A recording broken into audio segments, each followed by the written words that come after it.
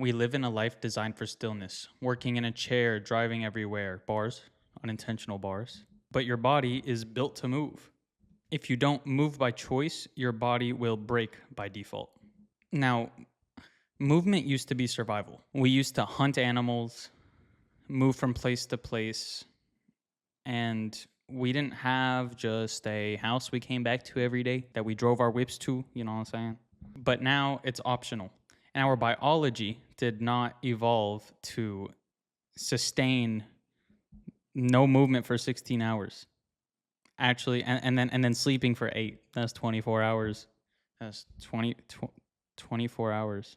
I think that's the right direction. And comfort isn't neutral. It's slowly killing everybody from the inside out. Now, just from a health perspective, working out helps you sleep better. It helps with longevity in any task. It lowers risks of disease. And it makes us more confident. It makes us feel better. And we'll physically perform better as humans if we work out. It boosts energy levels. It can regulate hormones and even sharpen cognition. The body isn't just a vehicle, it's an ecosystem, and movement helps it keep thriving. Furthermore, exercise also triggers dopamine release. And I mean, in a world where dopamine is so overstimulating, that's a really good thing, because not only are you gaining from it every day that you do it, slowly but surely, but it's also very sustainable. It won't make you crash. It won't fucking fry your brain. Like it's the best. It's some of the best dopamine you can get for your health in just for life. Unlike cheap spikes from social media and video games and TV shows, which, well, social media is the worst of all of those, but it's all okay in moderation if you're, moderate it very well. I'd say social media is the one that you should cut out fully, to be honest, but like video games are good in moderation. They engage your brain, they make you do stuff, and TV shows aren't constant changes in what you're seeing and what your brain is thinking and what you're feeling, which makes it ultimately better for you than short form content. And the visual progress plus the physical abilities you gain reinforce your self-respect, your self-love, your self-worth, everything, because you're improving as a real physical human being. You start to feel and look like the version of you you're supposed to become. Furthermore, exercise, activity, movement, it all regulates your nervous system, makes you less reactive and more grounded. And a resilient nervous system can bring emotional control and a better stress response. You working out literally rewires your ability to handle life. It also helps with discipline and mastery of yourself, because some people love the gym. I used to fucking love the gym. I mean, this was like during my heartbreak phase, you know what I'm saying? She told me put my heart in the bag. But but basically, I would wake up at 4:30 in the morning. I'd go to the gym. I'd go to school, sleep all day, smoke all day, whatever.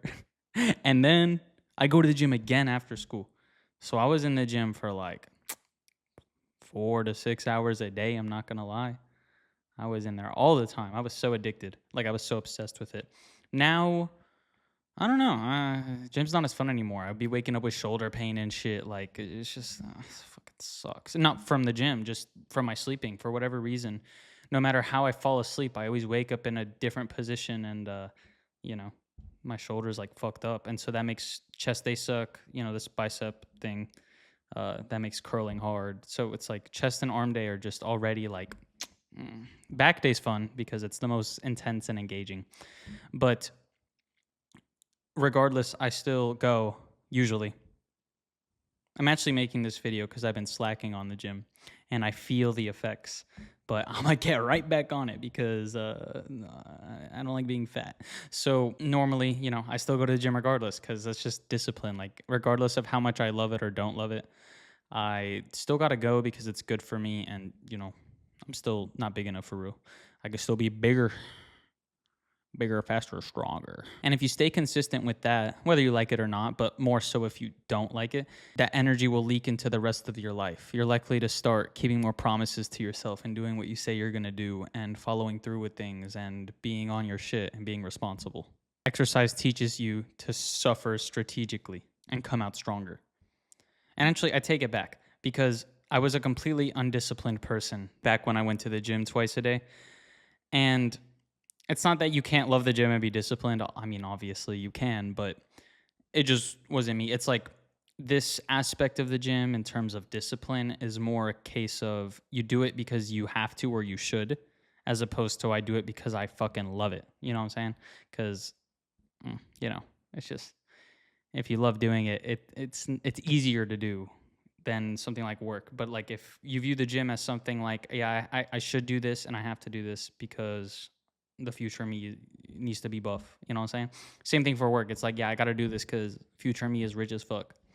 You know, same difference. So if you don't move your body will move you towards disease and early death and maybe obesity. Depends. You know what I'm saying? So you don't need to become a gym rat.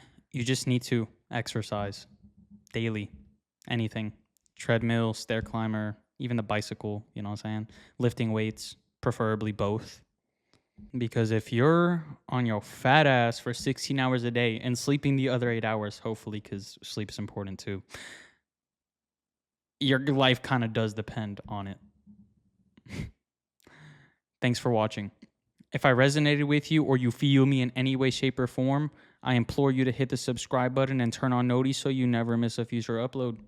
If you'd like to know me on a more personal level, you should check out my vlog, Joseph Marrone. The link will be in the description. And you better like, fatty. I'm just kidding.